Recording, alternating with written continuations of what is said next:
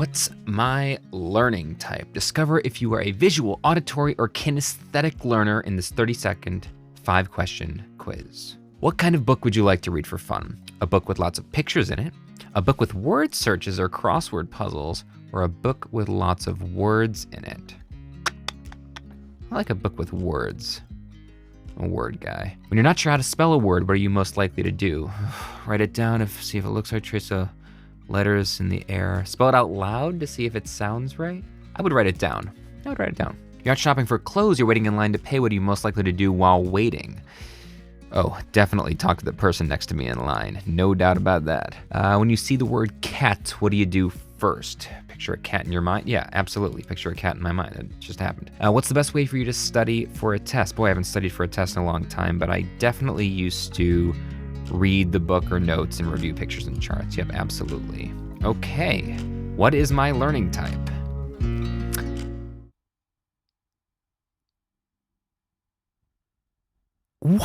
I bet you know your learning style. Auditory, visual, kinesthetic. But the truth is, you don't have one. There aren't any. But the fact that you think you do is significantly limiting your potential. Hi, I'm Brian Miller, the Connection Magician, and welcome to Thursday Thoughts. This is going to be really hard to hear, but I promise it's true. Learning types are a myth with absolutely no scientific evidence to support it. You're not a visual learner or an auditory learner or a kinesthetic learner. You hold this belief because your parents did and your teachers did.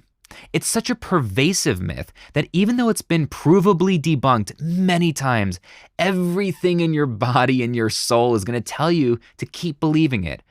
Which honestly would be fine if this particular myth wasn't so detrimental to your future success, your career development, and even your life enjoyment. So consider this my attempt to unplug you from the matrix. Just call me Morpheus. All right, first we need to talk about psychological essentialism. What? According to the American Psychological Association, psychological essentialism is the belief that certain categories of people have a true nature that is biologically based, and it's highly predictive of many factors in your life. In other words, it's the belief that you are born with a particular set of attributes that narrowly bind you to a certain way of being in the world. Unfortunately, educators of young children are the most likely group of people to both believe in learning styles and hold psychological essentialism. It's not a good combination.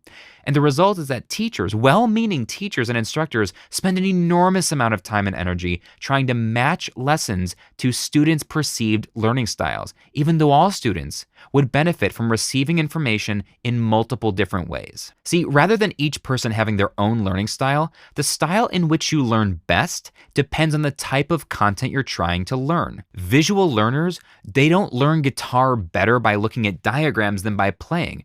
Right? Learning guitar is a kinesthetic experience, no matter who is learning it. So you should use the learning style most appropriately suited to the task, not the person, not who you think you are. You can read more of some of the studies debunking that myth at the link in the description. The thing is, labels can be useful, but labels are also dangerous, right? If you've been told your whole life by parents and teachers that you're a visual learner, you're much less likely to get your hands dirty, to do the kinesthetic stuff, which means there's an entire set of potential skills you could be learning or activities you could be enjoying that you're gonna believe you simply are incapable of learning because you've been told that's not how you learn. It's time to unlearn learning styles. Now, last year in 2020, in the pandemic, many teachers, individual teachers got this right, while the entire educational system got it wrong.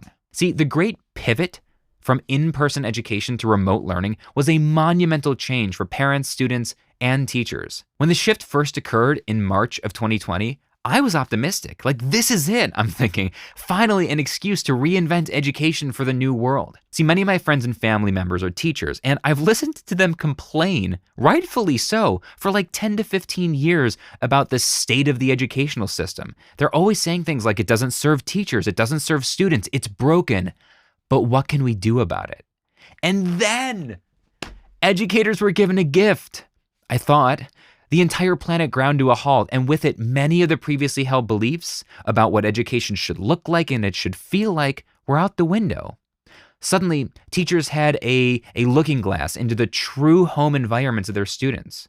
and their students were required to be more responsible for their own learning than ever before. The educational revolution I'd been waiting for was finally upon us. Things were going to change. And then they didn't. They didn't. The very same teachers who'd spent a decade bemoaning the failing educational system were now begging to go back to that environment, the very environment they believed wasn't serving students or themselves. It's been a year since the first lockdowns now in March of 2021, and I think it's safe to say the industrial system of education will continue. It won. But why? That's what I asked Stephanie Faye Frank, who is a neuroscience researcher, when she came on the Beyond Networking podcast just recently. See, Stephanie specializes in translating complex scientific concepts into language anyone can understand. As you know, I dedicated this entire season of my podcast to individuals and organizations who made monumental shifts in response to COVID. I invited Stephanie to discuss both how the educational system and how individual teachers have responded to the pandemic. At one point, I asked her, why do you think the educational system is so resistant to change? This is what she said. And so it's funny because I see a lot of, I see an analogy between the brain and school, the education system in a sense. So the way the brain builds its circuits, it's use it or lose it, and it's survival of the busiest. So whatever, is the most established is what really gets solidified in a sense in the brain. And it's very, very difficult once it is an established network, established circuit to let it fizzle out. It needs something competing. And it needs a competing circuit to fire so much that the brain then devotes resources naturally to the new circuit. It won't do it spontaneously, randomly, and it will not do it if it's just intermittent. In Stephanie's view, education as a system is so established that even COVID wasn't sufficient to motivate enough change on the individual level to produce that competing circuit she was talking about. So what's that got to do with learning styles or the lack thereof? Here's what Stephanie observed the very best teachers have done during the shift to remote learning. I think that one thing that is happening in our society, and this is happening more now that educators are going online, is it's a very repetitive action. So it's holding things in a very similar way all the time.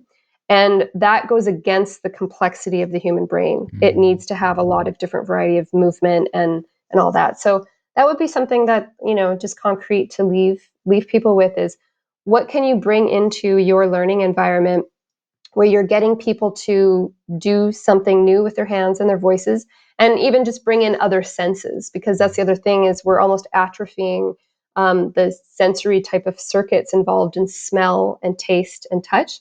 And that's what I see a lot of the very resilient creative educators doing, is they have the online environment, but then they have treasure hunts, or they have scavenger hunts, or they have activities where the students continuously integrate all their other senses into the classroom. So next time you're trying to learn a new skill or impart a new skill to someone else, remember that the best learning style is the one suited to that particular skill.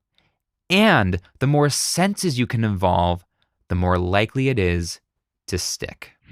Are you convinced that you have a learning style? Did this convince you that you don't and that you should explore different options? Let me know in the comments down below. And of course, you'll find a link to Stephanie's full episode on the podcast in the description and in the top comment down there. I think you'll find it's an incredibly, incredibly fascinating episode. That said, thanks so much for sticking with me. My name is Brian Miller, the Connection Magician, and always remember, our world is a shared experience. Every interaction is meaningful, and every person you meet, even virtually, is important.